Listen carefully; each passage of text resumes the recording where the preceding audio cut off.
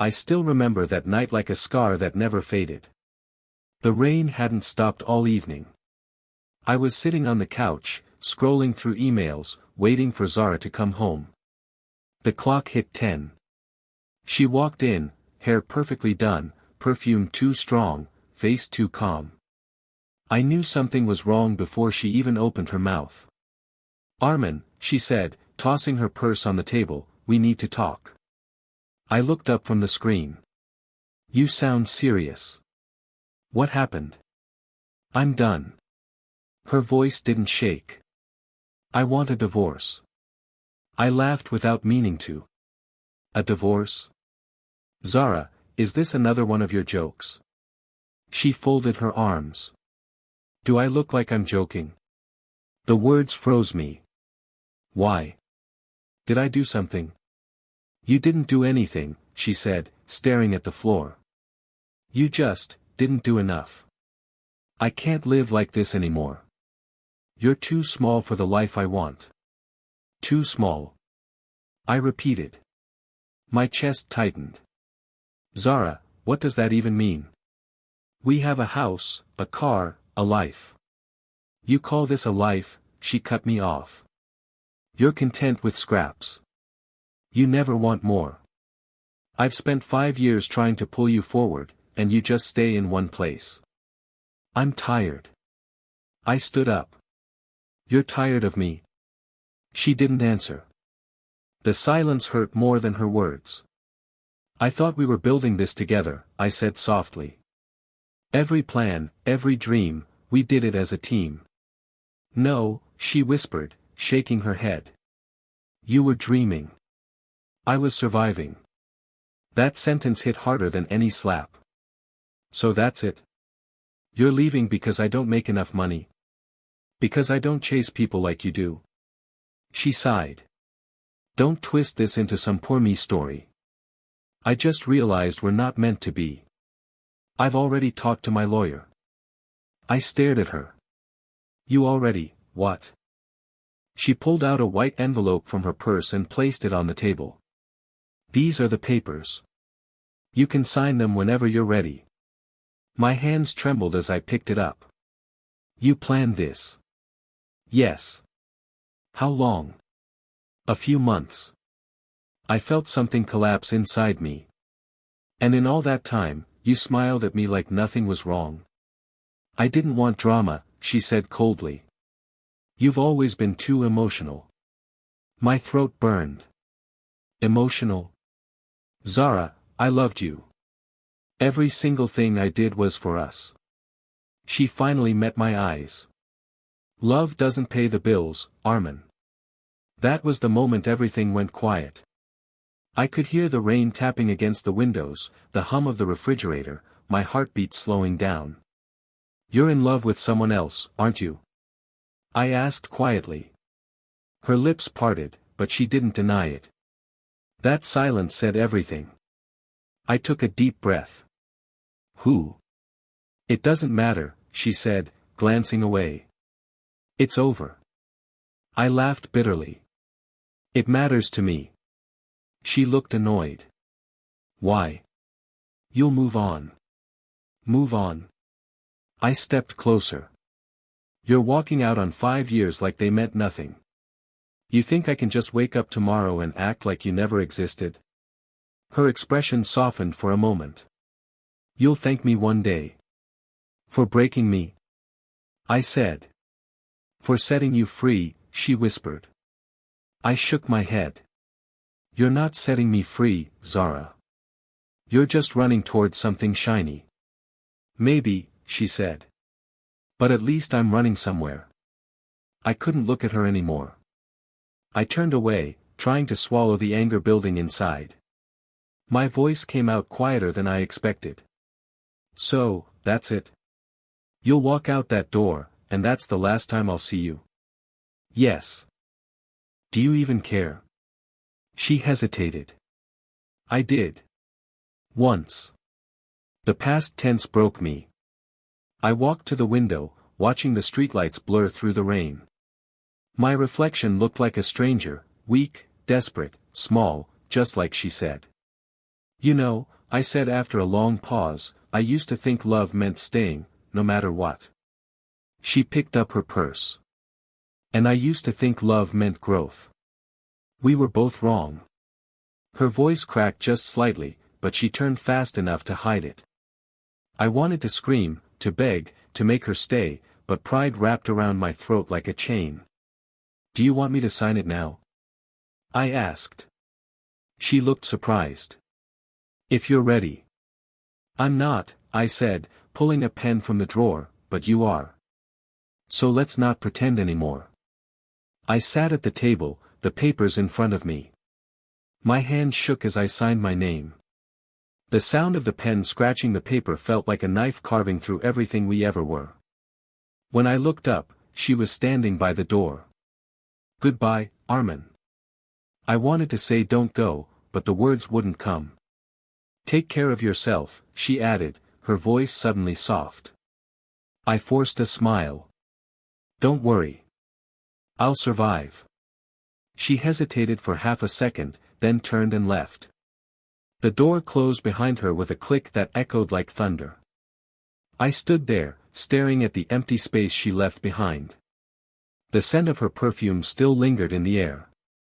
I thought I heard her footsteps fading down the hall, but maybe it was just the rain.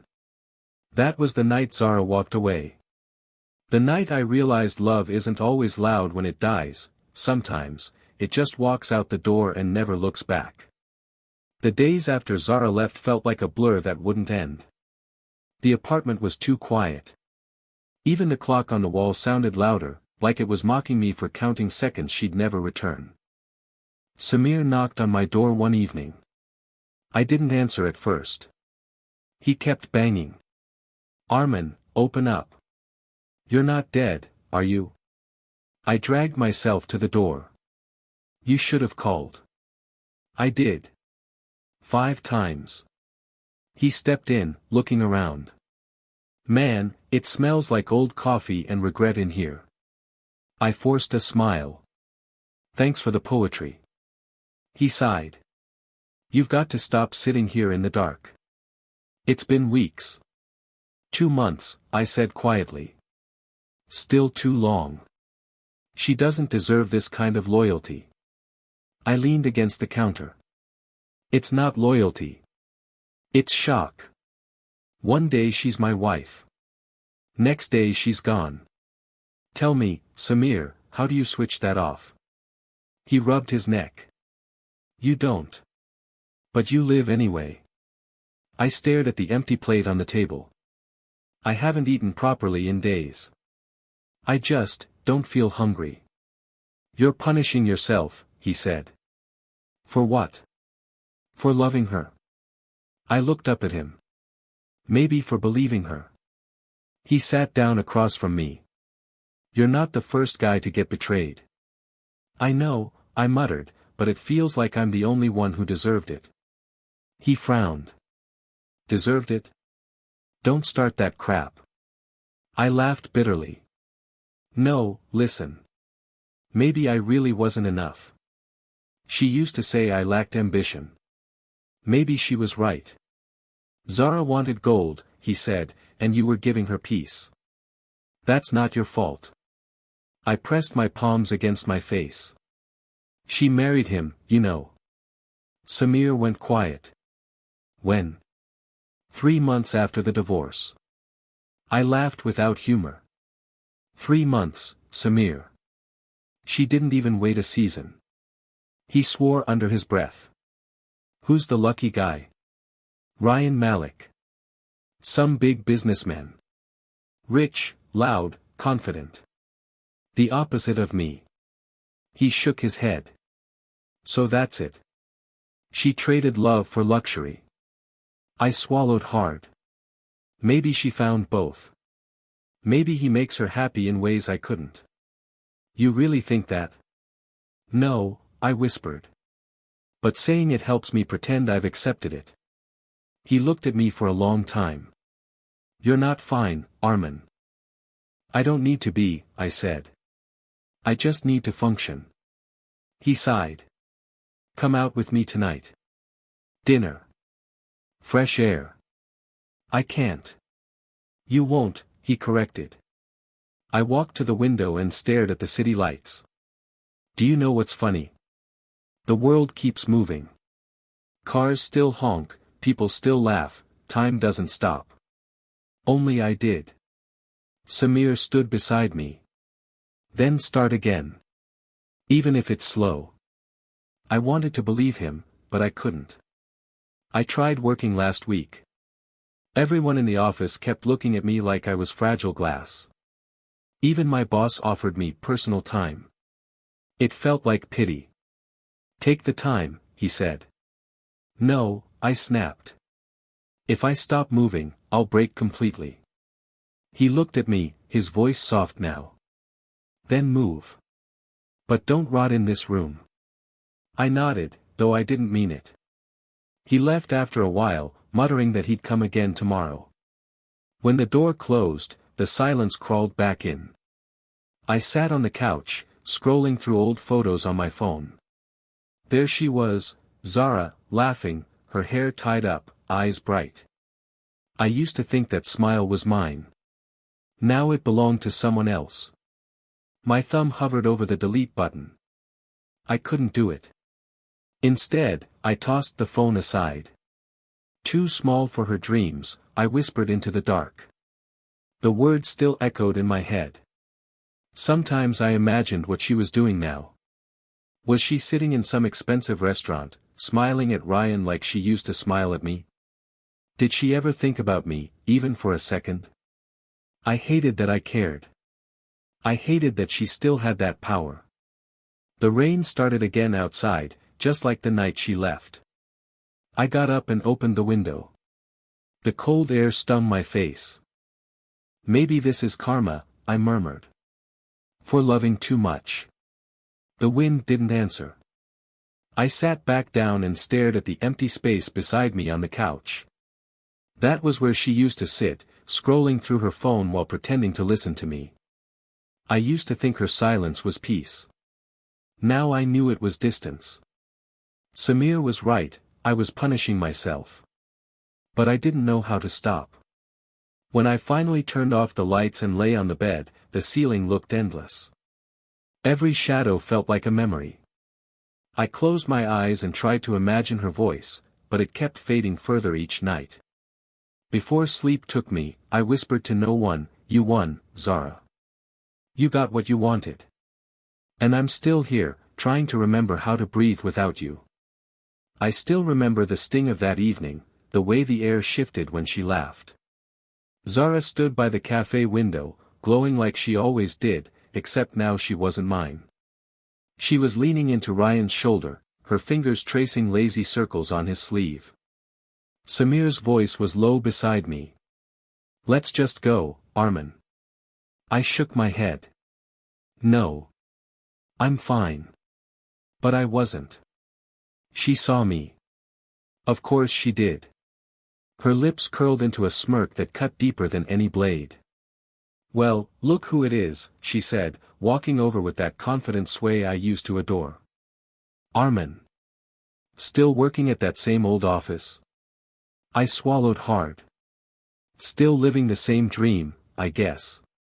Ryan chuckled, wrapping an arm around her. "Zara's doing great. She's opening her own design firm. Big launch next month." "Good for her," I said quietly. Zara tilted her head. "You always did say you liked simple things.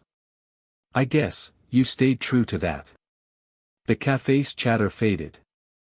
My throat tightened. "Yeah.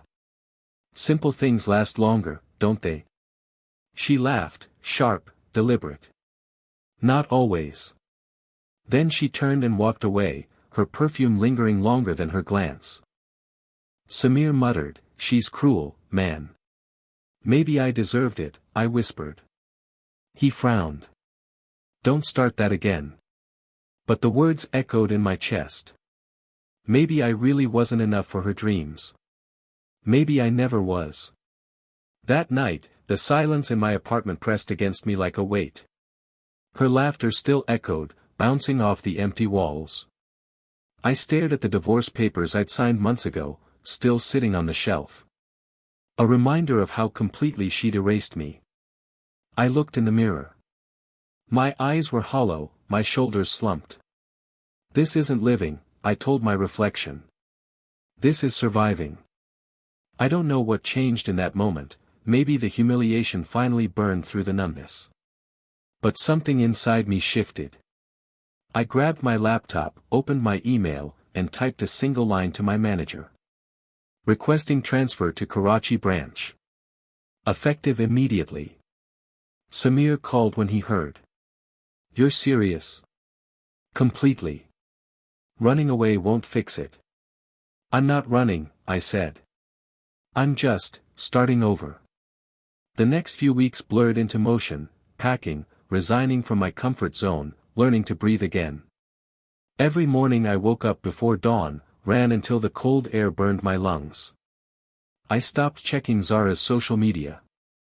I stopped replaying her voice. At the new office, I buried myself in work. Reports, presentations, deadlines, everything that left no space for memories. My boss noticed. You're different, he said one day. Focused. Determined. I forced a smile. Pain is a good motivator. He laughed, not understanding how true it was. It was 2 months later when the accident happened. A shelf collapsed in the warehouse, and a metal beam hit my shoulder. The pain was sharp, but what startled me more was the calm that followed. For the first time in months, I didn't feel broken. Just alive. They sent me to the company's medical consultant, a woman named Dr. Aisha. She looked barely 30, her voice soft but steady. Mr. Arman, she asked, flipping through my file. You're lucky. A few inches closer and that beam could have done serious damage. I tried to laugh. Story of my life. She glanced up. You make jokes even when you're hurt. It's either that or cry. I've done enough of that. Her eyes softened. Pain isn't weakness, you know. I used to believe that, I said quietly. Now I just want to move forward.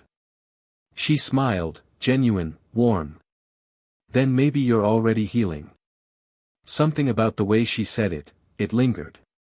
Not like Zara's perfume, heavy and suffocating, but like a light breeze that reminded me how air was supposed to feel. When I walked out of the clinic, the evening sun was low, painting the sky gold. For the first time in a long while, I didn't feel like hiding from the light. I called Samir. Hey, I said. He sounded cautious. You okay? I think so. He chuckled. That's new. I looked at the sky again. I saw her today, I said. Zara? No, I whispered. Someone else. A doctor. There was a pause. And?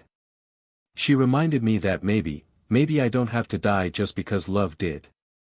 Samir didn't reply for a long moment. Then, softly, about time, Arman. I smiled faintly. Yeah. It's the day I decided to live. And for once, I meant it.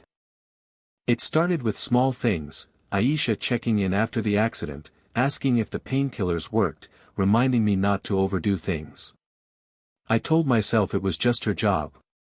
But somewhere between, how's your shoulder today, and, did you eat dinner, something shifted. One night, she called around midnight.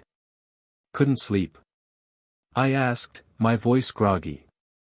She laughed softly. Neither could you, apparently. I was reading reports, I lied. No, you were thinking, she said. You always sound distant when you think too much. I hesitated. Do I? Yes. You sound like someone trying not to remember. Her words hit harder than I expected. You notice a lot for someone I've known 2 months. That's because you talk like a man who hides his bruises under a smile, she replied gently. I went quiet. There was no pity in her tone, just truth. After that night, our calls became a habit. Some lasted 10 minutes, some an hour. We spoke about everything, her struggles in med school, my regrets, the loneliness we both learned to live with. One evening, I asked, "Don't you ever get tired of fixing people?" She chuckled. "I'm not fixing you, Arman. I'm reminding you you're not broken." I smiled faintly. "Same thing, isn't it?" "No," she said softly. "Broken things need replacing. You just need healing." I didn't reply. The silence between us felt like understanding. Samir noticed the change before I did. "You're smiling again," he said one afternoon over lunch. "Am I?" "Yeah. Scary, isn't it?" He grinned. "What's her name?" I rolled my eyes. "You're imagining things." He leaned forward. "Come on, man. You haven't smiled like this since Zara." The name still stung, though less sharply now. "It's not what you think." "Aha. So, when's your next, not what I think, phone call?" I threw a fry at him, and he laughed so hard people stared. For once, I didn't care. Later that week, rumors about Zara started circulating at work. Someone mentioned that Ryan had been seen arguing with another woman in public. Another said Zara had left a party in tears. Samir looked uneasy when he told me. "You heard about them?" "I did," I said, sipping my tea. He studied me. "You don't seem surprised." "I'm not," I said simply. "But it's not my concern anymore." He frowned. "You really mean that?" "Her karma isn't mine to carry," I said. "I have my own scars to heal." And for the first time, I actually believed it. That night, Aisha called again. "You sound calm today," she noted. "I am," I said. "For once." She hesitated. "Can I ask you something?" "Sure." "Why did you stay with her so long?" "Zara, I mean." I took a slow breath. "Because I thought love meant endurance. I thought if I gave enough, she'd see my worth. And now? Now I think love is only real when both people fight for it. I was the only one fighting." She didn't speak for a moment. Then she said quietly, "You're learning." I smiled. "Thanks to you, maybe." "No," she said. "Thanks to yourself. You chose to get better." Her words settled deep in me. For years, I'd measured my worth through someone else's eyes. Aisha never tried to define me, she just listened. One evening, we met outside the clinic. She'd insisted on coffee, somewhere with bad lighting and honest conversation. We found a small cafe near the old bridge. The place smelled of roasted beans and rain. "You know," she said, stirring her cup, "you always talk about pain like it's an enemy. Isn't it?" "Not always. Sometimes it's a teacher." I thought about that. "Then I've had the best teacher imaginable." She smiled. "Maybe. But class is over now." I laughed quietly. "You're impossible. And you're finally living." Her words lingered long after I drove home. I stood on my balcony, watching the city lights blink like scattered stars. For once, I didn't feel empty. Samir called. "You busy?" "Not really." "Then let's plan a trip. You, me, maybe that doctor friend." I chuckled. "She's not." He interrupted. "Don't ruin it with logic. You deserve good company." Maybe I did. Later, I texted Aisha, "Thanks for today." She replied almost instantly, "You don't need to thank me. Just keep choosing to live." I stared at the message, feeling something I hadn't felt in years, peace. When I turned off the lights and lay down, I realized my scars didn't hurt as much anymore. They still existed, but they no longer defined me. I whispered to the dark, "Healing isn't forgetting, it's forgiving yourself." And for the first time since Zara left, I slept without dreams. When I opened the door, I didn't expect to see Farah standing there, nervous, clutching her handbag like it held secrets too heavy to carry. "Arman," she said softly. "Can we talk?" I nodded, stepping aside. "Of course. Come in." She looked around my apartment, eyes tracing the quiet simplicity that had replaced the chaos of my past. "You've changed," she murmured. "I had to," I said. "Tea?" She smiled faintly. "You still remember how I like it?" "Too much sugar," I replied, and she laughed, a sound I hadn't heard in years. But it faded quickly. "I wouldn't have come," she said, sitting down, "if it wasn't important." I poured the tea, slid a cup toward her, and waited. "It's Zara," she began. The name still felt strange in my ears, like an echo from another lifetime. "What about her?" Farah hesitated. "Her marriage, it's falling apart." I stared at the steam rising between us. "I see. Ryan's business is collapsing," she continued. "Investors pulled out, there's talk of fraud, and he's been seen with someone else." I let out a low breath. That was fast. "She doesn't have anyone left," Farah said quietly. "She thought she was building a golden life, but it's turning to dust." I leaned back. "And you came here to tell me that because—" "Because I thought you should know," she said. "You deserve to." I studied her face, genuine concern, maybe guilt. "Farah, I'm not sure what you expect me to feel." "She's broken, Arman," Farah said, her voice trembling. "I've never seen her like this." I set my cup down. "You think that makes us even?" "No," she whispered. "I just thought, maybe it would bring you some peace." I laughed softly. "Peace doesn't come from watching someone else fall." Farah looked away. "You're not angry?" "I was," I admitted. "Once. I used to imagine the day she'd regret leaving me. But now, I just feel nothing." She studied me carefully.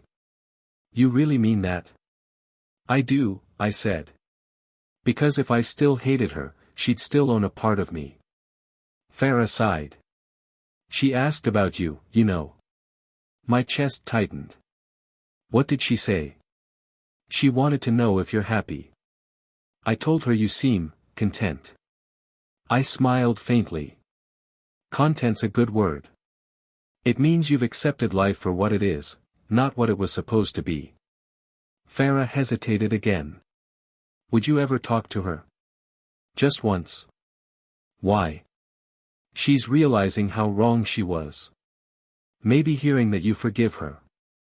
"I already did," I interrupted. "A long time ago." Farah blinked. "You did?" "Yes. For my own sake. Not hers." She looked at me for a long moment. "You've grown, Arman.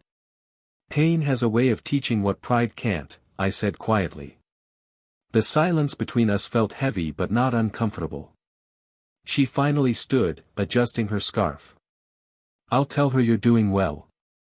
"Tell her whatever you like," I said. "Just don't tell her I waited for this." Farah paused by the door. "Do you ever think about her?" I smiled sadly. "Sometimes. Some nights, I wonder if she ever misses me. But then I remind myself, even if she does, it doesn't change anything." Farah nodded slowly. "You really are free, aren't you?" "I think so," I said. "For the first time in years." She smiled faintly. "I'm glad." When she left, the apartment fell silent again. I walked to the window and watched the city lights flicker, distant, indifferent. Somewhere out there, Zara was facing the kind of truth that strips you bare. Samir called just then. "Heard from Farah yet?" I raised an eyebrow. "You knew she was coming?" "She asked if I thought you'd see her." I said yes, because you're too decent to slam the door. "She told me everything," I said. He whistled. So, how do you feel? Oddly calm. No anger. No satisfaction.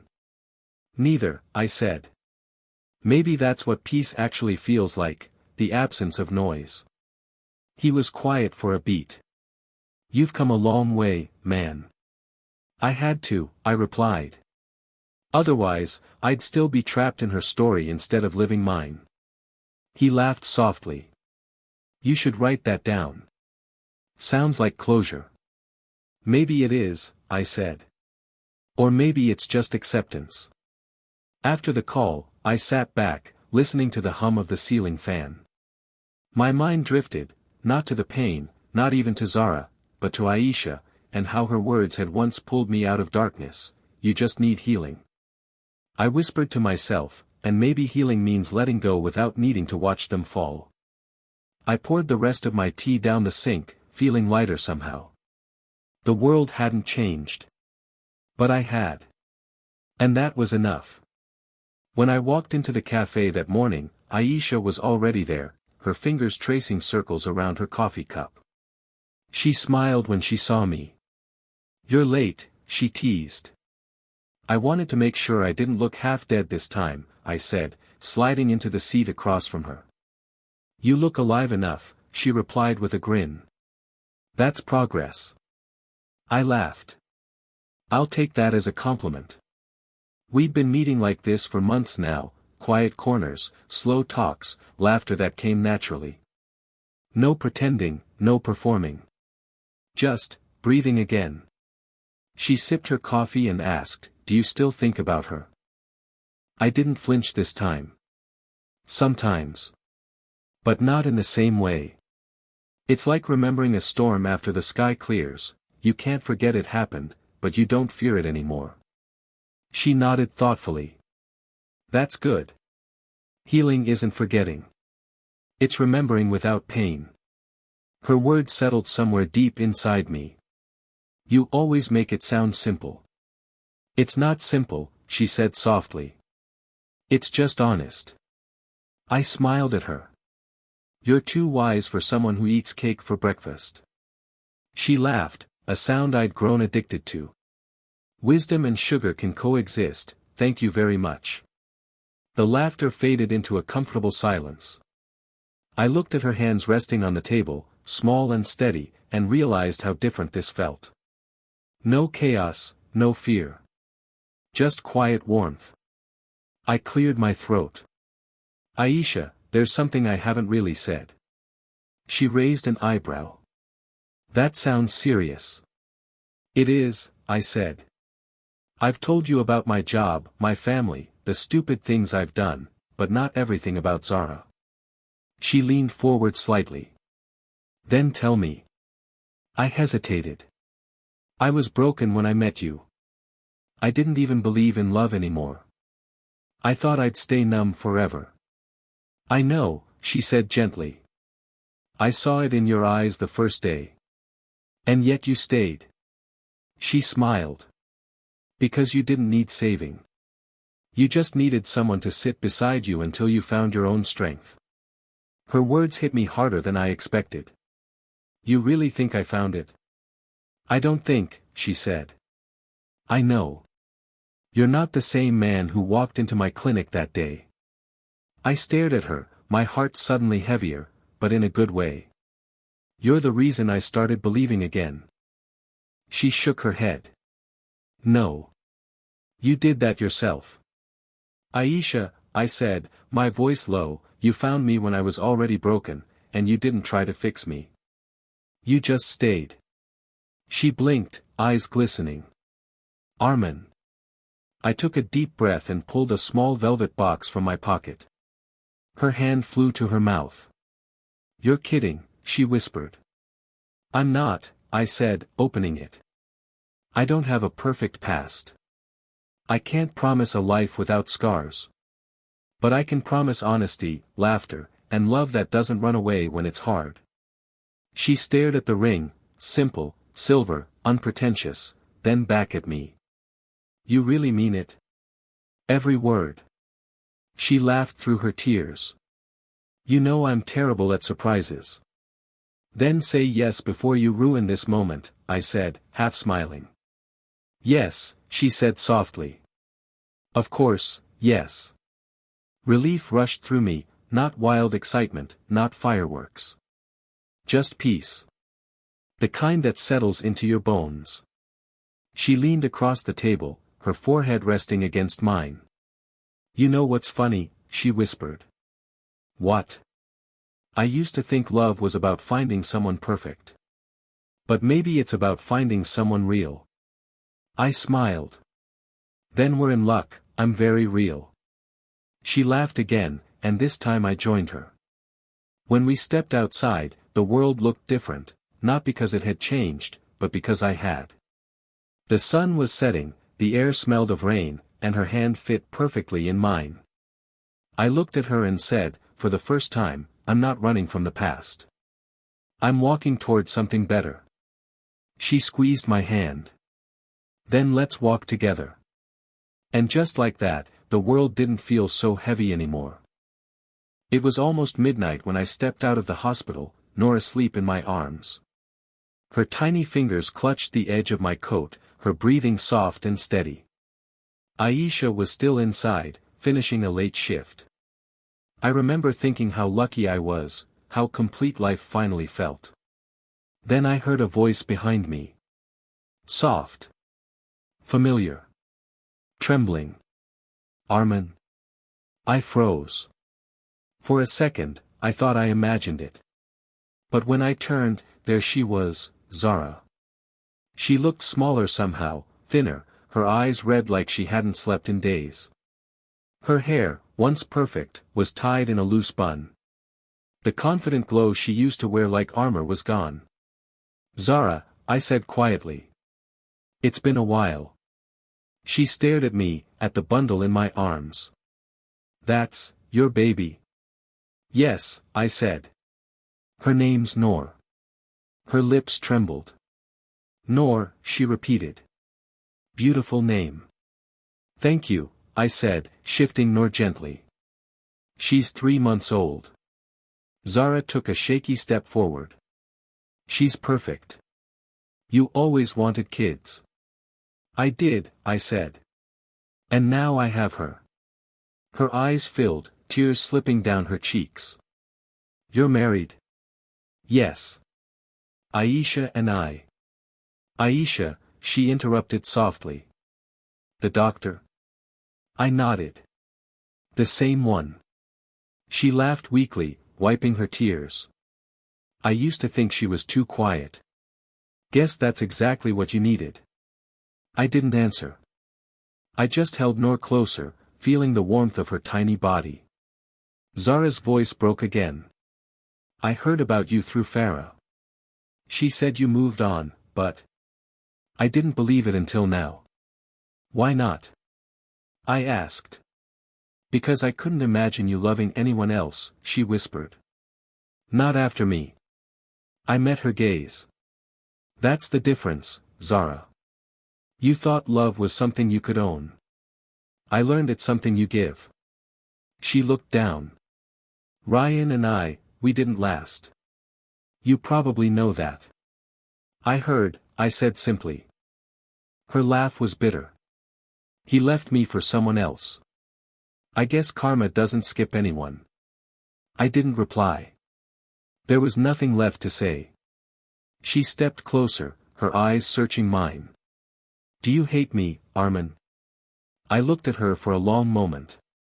The woman who had once broken me stood there, fragile and lost. I remembered the nights I cried over her, the years I spent rebuilding myself piece by piece. No, I said finally. I don't hate you. She blinked. You don't? No. Hate would mean you still matter that way. You don't. Her face crumpled. I deserve that. It's not revenge, I said softly. It's just truth. She covered her face, crying harder now. I was stupid. I thought success would make me happy. I thought you were holding me back. But you were the only person who ever loved me for who I really was. I shifted Noor again, careful not to wake her. Maybe. But that's not who I am anymore. The man you left, he's gone. Zara's tears slowed. And this man? She asked quietly. This man, I said, smiling faintly, is exactly where he's supposed to be. She nodded slowly, trying to compose herself. She's lucky, you know. Your wife. I'm the lucky one, I said. Zara's eyes softened. I hope she knows that. She does, I said. Every day. For a moment, silence stretched between us, not bitter, not angry. Just final. Zara wiped her face, took a deep breath, and whispered, "You look happy, Arman." Really happy. I am, I said. And I hope someday, you are too. She smiled faintly through her tears. Goodbye, then. Goodbye, Zara. She turned and walked away slowly, her silhouette fading into the soft glow of the streetlights. I watched her go, not out of longing, but out of gratitude, for everything that had led me here. Aisha appeared a few minutes later, tired but smiling. Sorry for the wait. Nor asleep. Out like a light, I said, adjusting the blanket. She leaned closer, brushing a kiss against my shoulder. What's that look on your face? Nothing, I said. Just, closure. She smiled. Sounds peaceful. It is, I said. The world finally feels quiet again. Aisha slipped her arm through mine. Let's go home. As we walked to the car, I looked down at my daughter and whispered, "You have no idea how much strength your little heartbeat gave me." The wind brushed against my face, cool and calm. And for the first time in years, the past didn't hurt, it just existed. I was standing outside the cafe across from the hospital, Nora asleep in her stroller, when I saw Zara again. Her eyes caught mine through the glass door. For a second, I thought she'd walk away, but she came in instead. Arman, she said, breathless. Please, can we talk? I sighed. Zara, there's nothing left to say. There is, she insisted. I need you to hear me. Just this once. I looked down at Noor. She was peaceful, unaware of the storm standing in front of me. 5 minutes, I said quietly. That's all. Zara nodded and sat across from me. Her hands trembled as she spoke. I've lost everything, Arman. Ryan's gone. The business collapsed. My parents don't even talk to me anymore.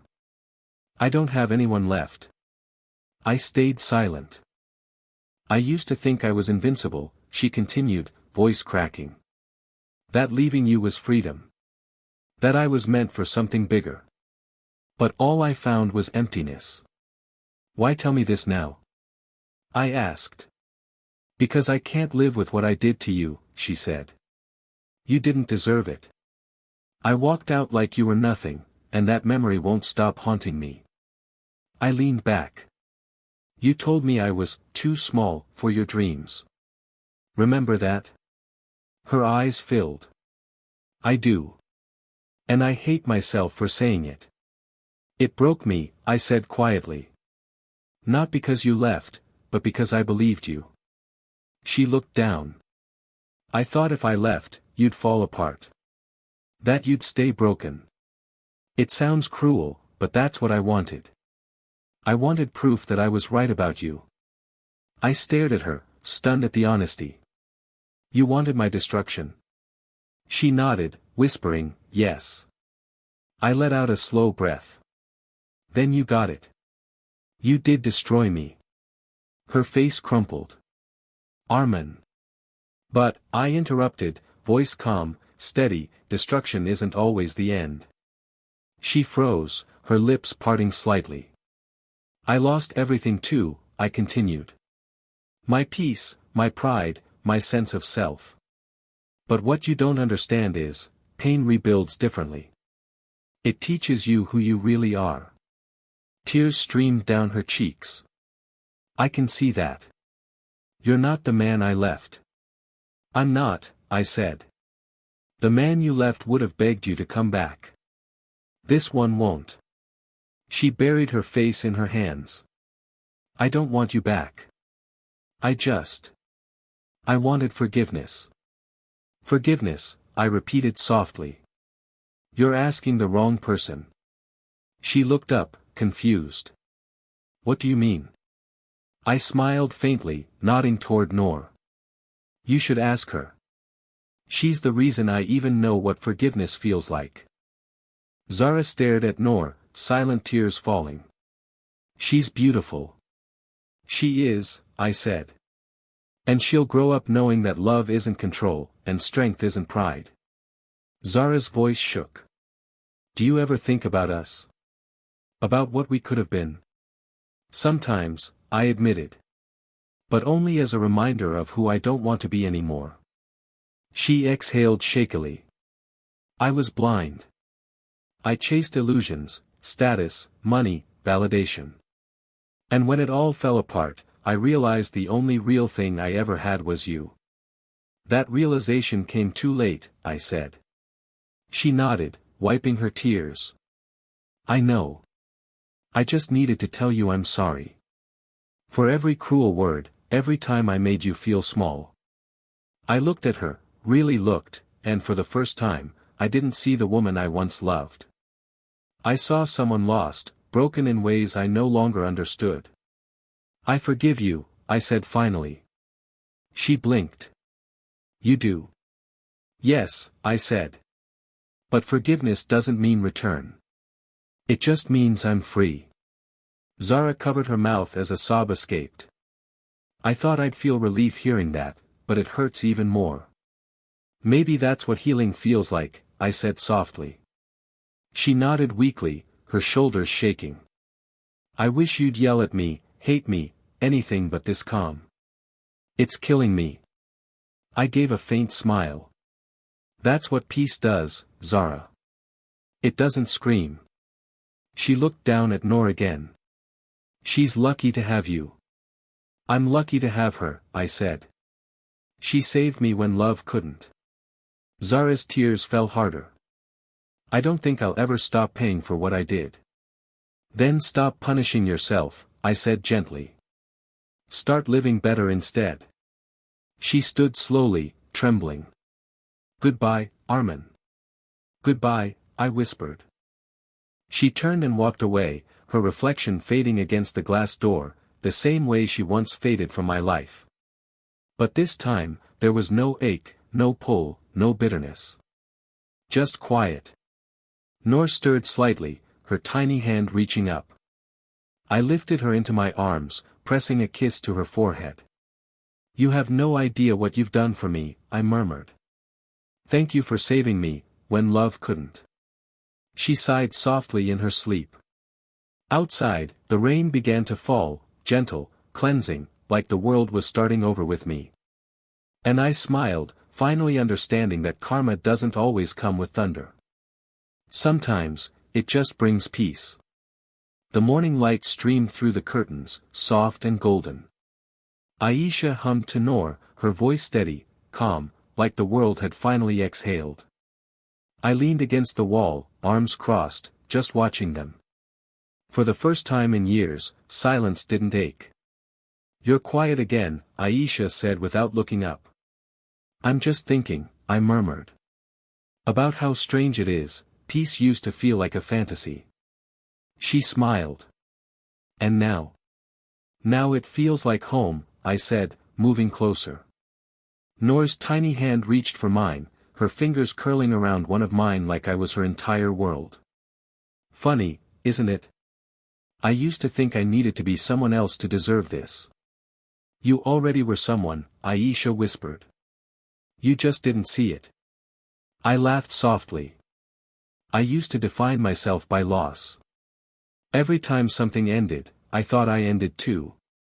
But now, I see how every ending was just clearing space. For what? She asked. For this, I said, looking at them. For you. For Noor. For mornings that don't hurt anymore. Aisha looked at me curiously. Do you still think about her? Sometimes, I admitted. Not with anger. Just, gratitude in disguise, maybe. Gratitude? I nodded. She taught me what not to be. What not to believe love should feel like. I paused. And pain, it was the only teacher that didn't lie to me. Aisha tilted her head. That's a hard way to learn.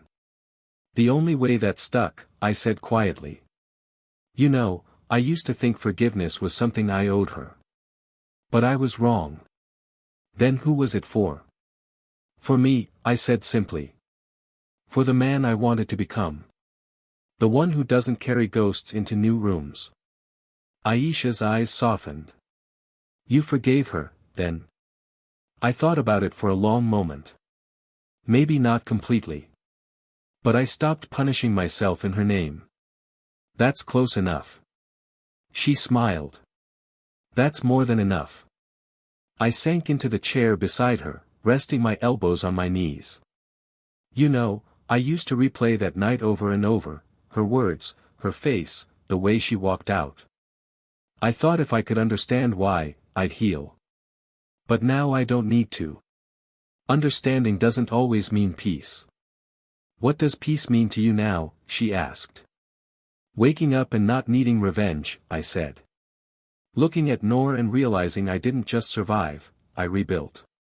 Noor gurgled softly in Aisha's arms, and I couldn't help smiling. She'll never know that her first breath gave mine purpose again. Aisha brushed Noor's hair gently. You'll tell her one day. Maybe, I said. But I'll tell her about love, not heartbreak. I'll tell her that strength isn't silence, and forgiveness isn't weakness. Aisha looked at me for a moment. You've changed. I had to, I said. The man she left wouldn't have survived this peace. She reached for my hand, her fingers warm around mine. And the man you are now? He's finally learning to live, not just exist. Aisha's eyes glimmered. That's all I ever wanted for you. I smiled, watching Noor drift into sleep. The soft rise and fall of her tiny chest felt like proof that endings can grow into something living. You know what's strange? I said. What? I don't hate the past anymore. It built me brick by brick, through every scar, every silence. I took a deep breath.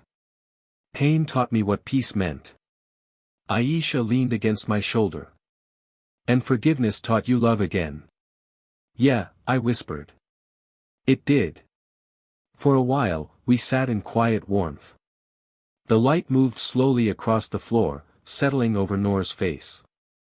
I thought about all the nights I had begged for this peace, the prayers whispered into empty air, the versions of me that never made it this far. I turned to Aisha and smiled. You know, she thought she broke me. Aisha looked up. And? She built me instead, I said softly. Outside, the sunlight stretched wider, painting the room in gold. Noor stirred, Aisha smiled, and I breathed in the peace I'd spent years chasing, only to find it here, in the laughter of the two souls who finally made me whole.